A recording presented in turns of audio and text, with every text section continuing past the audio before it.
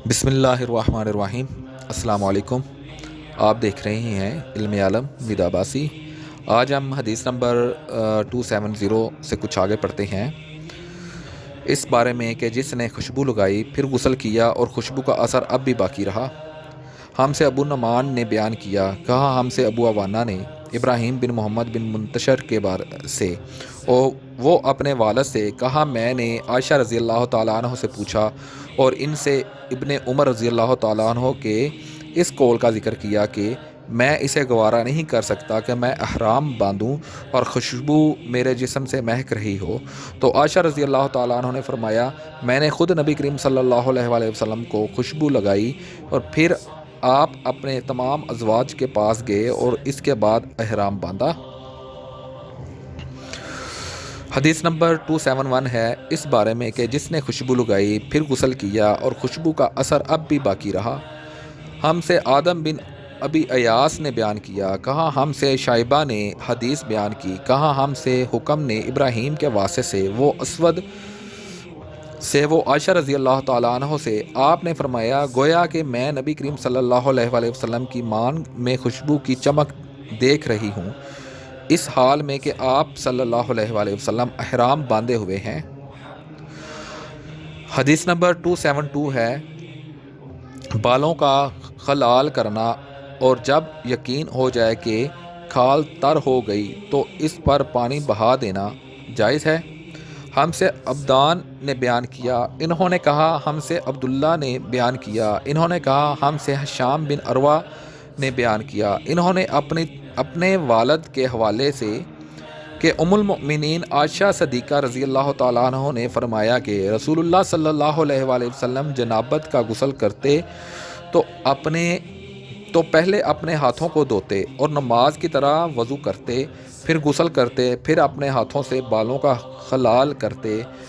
جب یقین کر لیتے کہ جسم تر ہو گیا ہے تو 3 مرتبہ اس پر پانی بہاتے، پھر تمام بدن کا غسل کرتے۔ اور عائشہ رضی اللہ تعالیٰ عنہ نے فرمایا کہ میں اور رسول اللہ صلی اللہ علیہ وآلہ وسلم ایک برتن میں غسل کرتے تھے، ہم دونوں اس سے چلو بھر بھر کر پانی لیتے تھے۔ حدیث نمبر 273 ہے بالوں کا خلال کرنا، جب یقین ہو جائے کہ کھال تر ہو گئی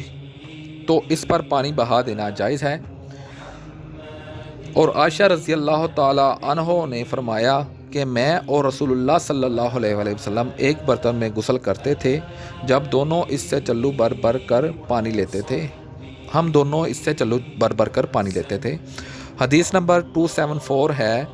اس بارے میں کہ جس نے جنابت میں غسل کیا پھر اپنے تمام بدن کو دھویا لیکن وضو کے اعضاء کو دوبارہ نہیں دھویا۔ ہم سے یوسف بن عیسیٰ نے بیان کیا، انہوں نے کہا ہم سے فضل بن موسیٰ نے بیان کیا، انہوں نے کہا ہم سے عمش نے بیان کیا، انہوں نے سالم کے واسطے سے، انہوں نے قریب مولا ابن عباس سے، انہوں نے عبداللہ بن عباس سے رضی اللہ تعالیٰ عنہ سے بیان کیا،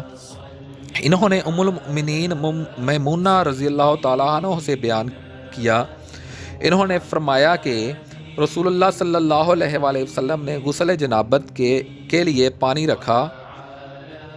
پھر آپ صلی اللہ علیہ وآلہ وسلم نے پہلے 2 یا 3 مرتبہ اپنے دائیں ہاتھ سے بائیں ہاتھ پر پانی ڈالا، پھر شرمگاہ دھوئی، پھر ہاتھ کو زمین پر یا دیوار پر 2 یا 3 بار رگڑا، پھر کلی کی اور ناک میں پانی ڈالا اور اپنے چہرے اور بازوؤں کو دھویا، پھر سر پر پانی بہایا اور سارے بدن کا غسل کیا،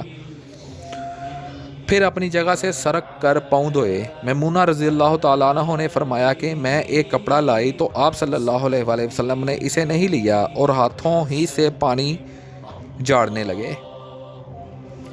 آج ہم نے حدیث نمبر 274 تک پڑھی ہے۔ اللہ تعالیٰ مجھے اور آپ کو سمجھنے کی، پڑھنے کی توفیق عطا فرمائے۔ اللہ تعالیٰ آپ کا حامی و ناصر ہو۔ اللہ حافظ۔